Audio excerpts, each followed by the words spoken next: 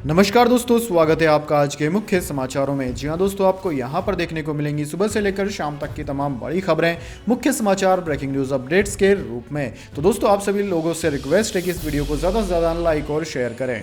तो चलिए दोस्तों, जान लेते हैं आज की पहली बड़ी खबर। प्रधानमंत्री मोदी बोले, संगाई जैसे त्योहार लोकल इकोनॉमी को देते हैं बढ़ावा, संस्कृति को भी मिलती है मजबूती। जी हाँ दोस्तों, मणिपुर के संगाई त्योहार के मौके पर प्रधानमंत्री मोदी ने बुधवार को कहा कि संगाई त्योहार एक स्थायी जीवन शैली के लिए प्रेरित करता है। ये एकता का त्योहार विचार को प्रोत्साहित करता है। इसे कई जगहों पर मनाया जा रहा है। उन्होंने कहा कि संगाई उत्सव उद्योग और निवेश को भी आकर्षित करता है। प्रधानमंत्री ने आगे कहा कि संगाई फेस्टिवल भारत की जैविक विविधता को सेलिब्रेट करने का उत्तम फेस्टिवल है। साथ ही ये भारत के आध्यात्मिक और सांस्कृतिक संबंधों को भी सेलिब्रेट करता है। ये फेस्टिवल स्थायी जीवन शैली के लिए जरूरी सामाजिक प्रेरणा भी देता है। प्रधानमंत्री नरेंद्र मोदी ने मणिपुर संगाई महोत्सव 2022 को संबोधित किया था। उन्होंने अपने वीडियो संदेश में कहा कि कोरोना के चलते इस बार 2 साल बाद संगाई फेस्टिवल का आयोजन हुआ है। इसके बाद दोस्तों, अगली बड़ी खबर। पंडित मिश्रा से कमलनाथ बोले, हम 7 दिन से मर रहे, नरोत्तम का तंज, राहुल का इवेंट किसी की जान पर भारी न पड़ जाए। जी हां दोस्तों, राहुल गांधी की भारत जोड़ो यात्रा को लेकर मध्य प्रदेश के पूर्व मुख्यमंत्री कमलनाथ और कथावाचक पंडित प्रदीप मिश्रा की बातचीत का एक वीडियो सामने आया है। इसमें कमलनाथ पंडित मिश्रा से यह कह रहे हैं कि हम 7 दिन से मर रहे हैं। कमलनाथ के इस वीडियो पर भाजपा ने तंज किया है। गृह मंत्री नरोत्तम मिश्रा ने राहुल गांधी से कहा है कि ऐसे लोगों को जबरदस्ती न चलाएं। वीडियो मंगलवार यानी कि 29 नवंबर का बताया जा रहा है। कमलनाथ इंदौर में कांग्रेस विधायक संजय शुक्ला के घर पहुंचे थे। यहां पंडित मिश्रा कथा करने आए थे। वीडियो में कमलनाथ पंडित प्रदीप मिश्रा को बता रहे हैं कि राहुल गांधी का नियम है कि रोज एक दिन में 24 किलोमीटर से कम नहीं चलेंगे। उनके साथ बाकी सब लोग भी 7 दिन से एमपी में चल रहे हैं। यात्रा सुबह 6 बजे शुरू हो जाती है। वीडियो की शुरुआत में ही कमलनाथ कहते हैं कि हम तो 7 दिन से मर रहे हैं। कमलनाथ के पहले पंडित प्रदीप मिश्रा यह कहते सुनाई दे रहे हैं कि यह बात तो सत्य है कि इतना चलना, सबसे मिलना, चाहे साधारण व्यक्ति हो या बड़ा व्यक्ति हो, सबसे मिलना, छोटे छोटे बड़ों से व्यक्तियों से मिलना, तब साधना इसी को कहते हैं। इसके बाद कमलनाथ यह कहते सुने जा सकते हैं कि हम तो 7 दिन से मर रहे हैं। कमलनाथ फिर कहते हैं कि केवल 2 प्रिंसिपल है राहुल गांधी के, एक दिन में 24 किलोमीटर से कम नहीं चलूंगा, दूसरा ओकारेश्वर, टट्टिया मामा की जन्मस्थली और महाकालेश्वर के दर्शन, ये 3 स्थान जाने का उनका संकल्प था।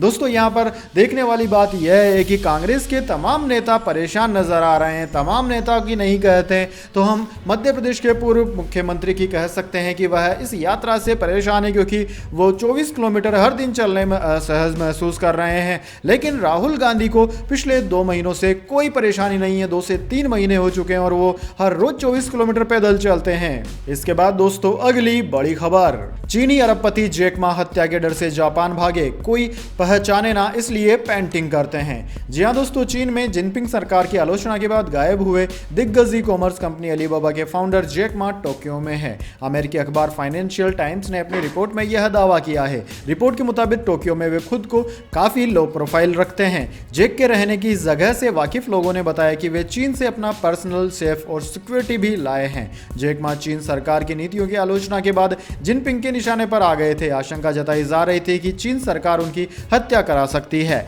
जैक मा की एक कंपनी एंट ग्रुप के दुनिया के सबसे बड़े आईपीओ को भी रोक दिया गया था और अरबों डॉलर का जुर्माना लगा दिया गया था। इस पूरे घटनाक्रम के बाद जैक मा गायब हो गए थे। वो पब्लिकली दिखाई नहीं दिए। नवंबर 2020 में उन्होंने आखिरी ट्वीट किया था और 2021 में उनका एक वीडियो सामने आया था। वीडियो में जैक कह रहे हैं कि महामारी खत्म होने के बाद हम दोबारा मिलेंगे। इसके बाद दोस्तों, अगली बड़ी खबर। दिल्ली में जहरीली हवा के बीच घट रहा तापमान, बढ़ गई है ठंड।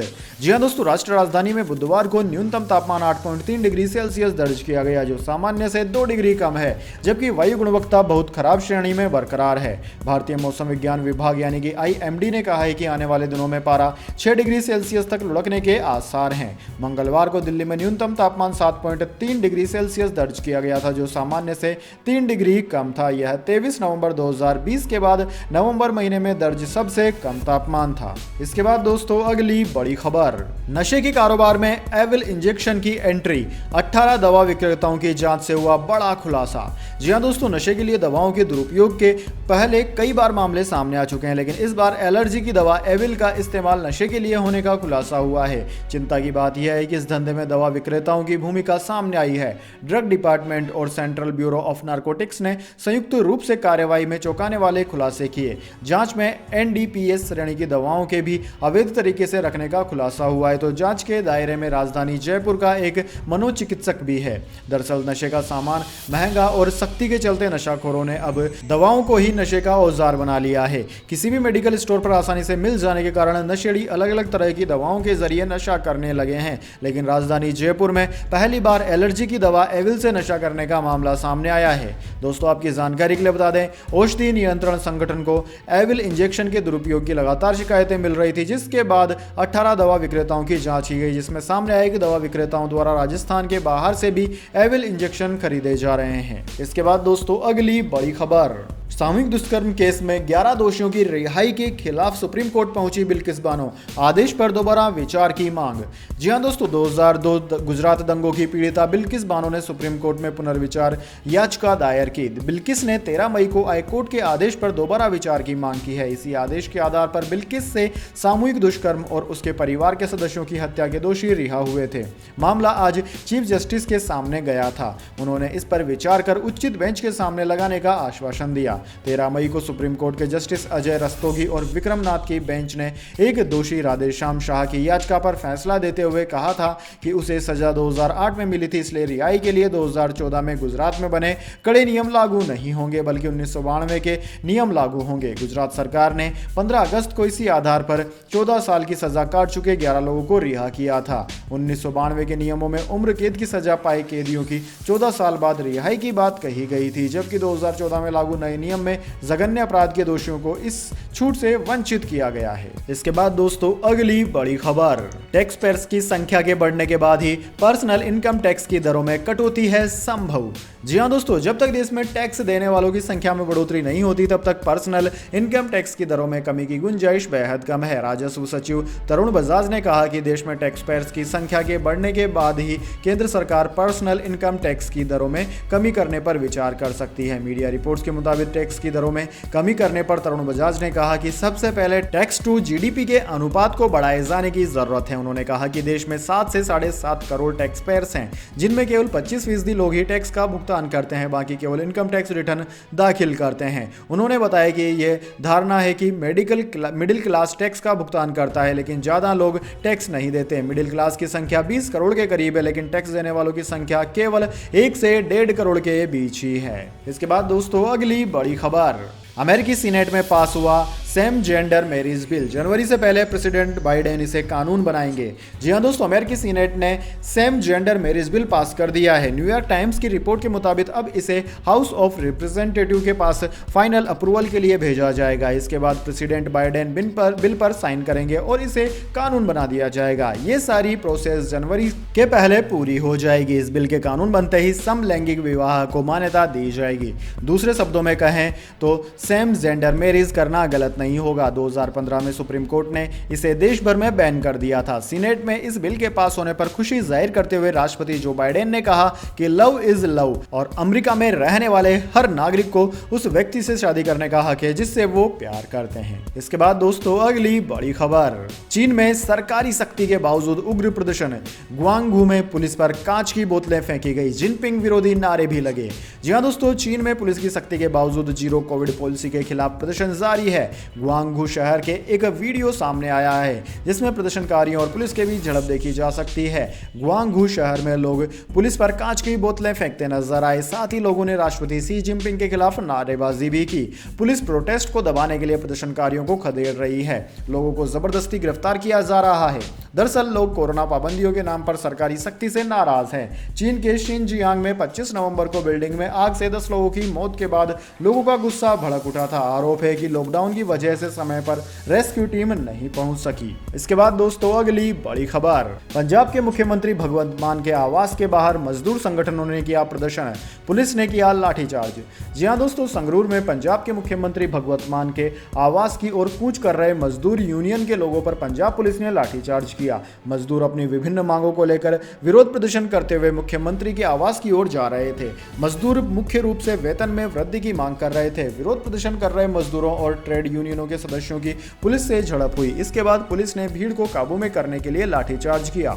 घटनास्थल के नाटकीय दृश्यों में झंडे लहराते और नारेबाजी करते प्रदर्शनकारियों को पुलिस रोकते हुए दिख रही थी। पंजाब में मुख्यमंत्री भगवंत मान के संगरूर के आवास के बाहर साझा मजदूर मोर्चा के किसानों ने आज विरोध प्रदर्शन किया। वे न्यूनतम दैनिक मजदूरी बढ़ाकर 700 रुपए करने की मांग कर रहे थे। इसके बाद दोस्तों अगली बड़ी खबर, उस फ्लैट में 2 बार गई, फ्रिज में क्या था पता नहीं, आफ्ताब की महिला मित्र ने किए चौंकाने वाले खुलासे। जी हां दोस्तों, श्रद्धा वालकर हत्याकांड में चल रही जांच के बीच मुख्य आरोपी आफ्ताब पूनावाला की नई मित्र ने पूछताछ में चौंकाने वाले खुलासे किए हैं। आफ्ताब एक डेटिंग प्लेटफॉर्म के जरिए पेशे से मनोचिकित्सक महिला के संपर्क में आया था। पुलिस को दिए अपने बयान में महिला ने खुलासा किया कि आफ्ताब कभी डरा हुआ नहीं दिखता था और वह अक्सर अपने मुंबई वाले घर की चर्चा करता था। महिला ने बताया कि उसने अक्टूबर में 2 बार छतरपुर के उस फ्लैट का दौरा किया था जहां आफ्ताब के कथित रूप से श्रद्धा का गला दबाकर हत्या की गई थी। आफ्ताब की नई गर्लफ्रेंड ने कहा कि उसे श्रद्धा वालकर के शरीर के अंगों के फ्रीज में होने के बारे में बिल्कुल भी पता नहीं था। महिला ने कहा कि आफ्ताब का व्यवहार सामान्य लग रहा था, यहां तक कि वह बहुत ध्यान रखता था। ऐसा कभी नहीं लगा कि उसकी मानसिक स्थिति इतनी ज्यादा खराब है। इसके बाद दोस्तों अगली बड़ी खबर, शेयर मार्केट ने रचा इतिहास, निफ्टी 18,800 के पार, सेंसेक्स 63,000 के ऊपर बंद। जी हां दोस्तों, भारतीय शेयर बाजार अपने ऑल टाइम हाई पर है। सेंसेक्स और निफ्टी ने एक बार फिर से ऑल टाइम हाई स्तर छू लिया है। इसके साथ ही नए कीर्तिमान भी स्थापित किए जा चुके हैं। सेंसेक्स ने जहां पहली बार 63,000 के स्तर के पार क्लोजिंग दी, तो वहीं निफ्टी 18,800 के ऊपर हाई लगा चुका है। इसके साथ ही आज के बाजार में सेंसेक्स और निफ्टी दोनों में ही तेजी देखने को मिली है। 30 नवंबर 2022 को सेंसेक्स ने बड़ा इतिहास बना दिया है। दोस्तों सेंसेक्स पहली बार 63,000 के पार पहुंच चुका है। इसके साथ ही सेंसेक्स ने अपना ऑल टाइम हाई 63,303.01 भी बना दिया। वहीं आज सेंसेक्स ने 417 यानी कि 0.67% की तेजी के साथ 63,099.65 के स्तर पर क्लोजिंग दी। सेंसेक्स का 52 वीक लो प्राइस 50,921.22 है। इसके बाद दोस्तों अगली बड़ी खबर, बैंक लॉकर रूल्स, ग्राहकों को मिली राहत। बैंक लॉकर से जुड़े नियमों में आरबीआई ने किया बड़ा बदलाव। जी हां दोस्तों, आरबीआई ने बैंक से जुड़े कई बड़े नियमों में बदलाव कर दिए हैं। इसके तहत बैंक लॉकर तक के नियम में ऐसे बदलाव हुए हैं जिनका असर सीधा आप पर पड़ेगा। लोग अपने आभूषण और अन्य कीमती सामान बैंक लॉकर में रखते हैं ताकि ये महंगे सामान सुरक्षित रहें। दरअसल दोस्तों, बैंकों की तुलना में हमारे घरों में चोरी या खोने की संभावना अधिक रहती है, लेकिन अब आपके इस खास सुविधा पर ग्रहण लग सकता है। दरअसल दोस्तों, आरबीआई के नए नियम के अनुसार एक लंबी अवधि तक आपने लॉकर को नहीं खोला तो बैंक आपका लॉकर तोड़ सकता है। नियम के अनुसार लॉकर में आग, चोरी, डकैती या सेधमारी की स्थिति में बैंक पूरी तरह जिम्मेदार होगा और इन हालातों में बैंक को ग्राहक को लॉकर के सालाना किराए का 100 गुना देना होगा। वहीं भूकंप, बाढ़ जैसे प्राकृतिक आपदाओं के कारण अगर लॉकर को नुकसान होता है तो बैंक इस तरह के नुकसान के लिए जिम्मेदार नहीं होगा। वहीं दोस्तों, अगर 7 साल की अवधि तक अगर आप अपने लॉकर को नहीं खोलते हैं तो बैंक को यह अधिकार है कि बैंक उस लॉकर को तोड़ सकता है। उससे पहले लेकिन वह आपको पंजीकृत address, email address, mobile number पर ईमेल, एसएमएस या फिर पत्र भेजकर जानकारी आपको जरूर देगा। इसके बाद दोस्तों अगली बड़ी खबर, न्यूजीलैंड का टूर खत्म, अब बांग्लादेश पहुंचेगी टीम इंडिया। जी हाँ दोस्तों, न्यूजीलैंड का दौरा खत्म होने के बाद टीम इंडिया अब सीधे बांग्लादेश के लिए रवाना होगी। बांग्लादेश क्रिकेट बोर्ड की आधिकारिक वेबसाइट से मिली जानकारी के मुताबिक न्यूजीलैंड का दौरा खत्म होने के बाद टीम इंडिया 1 दिसंबर को बांग्लादेश पहुंच जाएगी। बांग्लादेश के दौरे पर टीम इंडिया पहले 3 मैचों की वनडे सीरीज और फिर बाद में 2 मैचों की टेस्ट सीरीज खेलेगी। बांग्लादेश दौरे पर जाने वाली टीम इंडिया का पहला मैच 4 दिसंबर को ढाका के शेर बांग्ला नेशनल स्टेडियम में खेला जाएगा। इसके बाद में दूसरा वनडे मुकाबला 7 दिसंबर, तीसरा 10 दिसंबर और पहला टेस्ट मैच 14 से 18 दिसंबर दूसरा टेस्ट मैच 22 से 26 दिसंबर के बीच में खेला जाएगा। इसके बाद दोस्तों अगली बड़ी खबर, महाराष्ट्र के पूर्व मंत्री नवाब मलिक को झटका, नहीं मिली जमानत। जी हां दोस्तों, महाराष्ट्र के पूर्व मंत्री और एनसीपी नेता नवाब मलिक की जमानत अर्जी पर बुधवार को पीएमएलए कोर्ट ने फैसला सुनाया। कोर्ट ने नवाब मलिक की जमानत याचिका खारिज कर दी। नवाब मलिक को इसी साल 23 फरवरी को मनी लॉन्ड्रिंग के आरोप में गिरफ्तार किया गया था। तब से वे जुडिशियल कस्टडी में है। नवाब मलिक जुडिशियल कस्टडी में है, लेकिन तबीयत खराब होने की वजह से फिलहाल मुंबई के कुर्ला के एक निजी अस्पताल में उनका इलाज चल रहा है, जहां वो काफी समय से एडमिट है। विशेष न्यायाधीश आरएन रोकड़े ने 14 नवंबर को दोनों के पक्षों की ओर से दी गई लंबी दलीलों को सुनने के बाद मलिक की जमानत याचिका पर अपना आदेश सुरक्षित रख लिया था। इसके बाद दोस्तों जाने अगली बड़ी खबर, लेकिन उससे पहले मेरी आपसे छोटी सी रिक्वेस्ट है, अगर दोस्तों आपको अभी तक हमारी न्यूज़ पसंद आती है तो इसे एक छोटा सा लाइक जरूर दे दीजिए, और अगर आपको पसंद नहीं आई है तो बेशक आप डिसलाइक भी कर सकते हैं, लेकिन दोस्तों लाइक और डिसलाइक जरूर कीजिए, क्योंकि दोस्तों यही हमारी मेहनत का फल होता है और इसी से हमें पता चलता है कि आपको हमारी वीडियोस पसंद आ रही है या नहीं। तो चलिए दोस्तों जान लेते हैं आज की अगली बड़ी खबर। ओला उबर का सफर हो जाएगा और महंगा, पैसेंजर्स को देना पड़ सकता है एक्स्ट्रा चार्ज।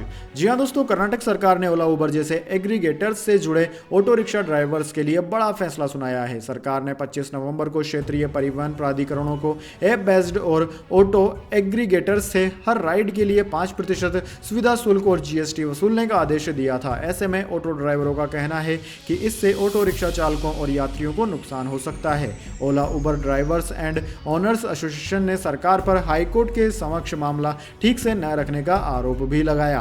ऑटो ड्राइवर्स का इस आदेश के बाद कहना है कि निर्धारित किराया ज्यादा नहीं लगता है, लेकिन ये अनुमान लगाना मुश्किल है कि ये कंपनियां लोगों से सुविधा शुल्क कैसे वसूलेगी।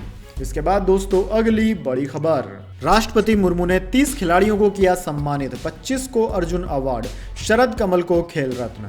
जी हां दोस्तों, राष्ट्रपति द्रौपदी मुर्मू ने आज खिलाड़ियों और कोच को राष्ट्रीय खेल पुरस्कार से सम्मानित किया। अर्जुन अवार्ड के लिए 25 खिलाड़ी चुने गए, 7 कोच द्रोणाचार्य अवार्ड से और 4 खिलाड़ी ध्यानचंद अवार्ड से सम्मानित किए गए। टेबल टेनिस खिलाड़ी शरद कमल अंचता को खेल रत्न पुरस्कार के लिए चुना गया। दोस्तों भारतीय राष्ट्रपति भवन में आयोजित कार्यक्रम में खिलाड़ियों और कोचों को सम्मानित किया गया। राष्ट्रपति ने स्टार शटलर लक्ष्य सेन और एचएस प्रणय को अर्जुन अवार्ड से सम्मानित किया। यह दोनों इस साल थॉमस कप जीतकर इतिहास रचने वाली भारतीय टीम का हिस्सा थे। वहीं लक्ष्य ने बर्मिंघम राष्ट्रमंडल खेलों में पुरुष एकल में स्वर्ण पदक जीता था। इसके बाद दोस्तों अगली बड़ी खबर, गदर मचा देंगे made in India iPhone, Bharat में होंगे तैयार और कीमत होगी एंड्रॉइड स्मार्टफोन जितनी। जी हां दोस्तों, मिली जानकारी के अनुसार अब टाटा कंपनी कर्नाटक में स्थित आईफोन मैन्युफैक्चरिंग फैसिलिटी खरीदने को लेकर भारत में मौजूद 3 एप्पल आईफोन निर्माताओं में से एक से बातचीत कर रही है। सब कुछ अगर सही रहता है तो जल्द ही टाटा भारत में एप्पल आईफोन का निर्माण करना शुरू कर देगी, जिससे सबसे बड़ा फायदा यह होगा कि आईफोन की कीमत में भारी गिरावट देखने को मिलेगी। टाटा के इस बड़े फैसले से भारतीयों को अब आईफोन पर लाखों रुपए खर्च करने की जरूरत नहीं पड़ेगी। जानकारी के अनुसार टाटा कर्नाटक में मौजूद आईफोन के जिस मैन्युफैक्चरिंग प्लांट को खरीदने के बारे में विचार कर रही है, उसकी कीमत करीब 5000 करोड़ रुपए तक आंकी गई है। यह कोई छोटा सौदा नहीं है, बल्कि टाटा के लिए एक बड़ी डील है, क्योंकि इसके बाद कंपनी भारत में आईफोन मॉडल्स का प्रोडक्शन शुरू कर देगी। इसके बाद दोस्तों अगली बड़ी खबर, 14 रुपए तक सस्ता हो सकता है पेट्रोल डीजल,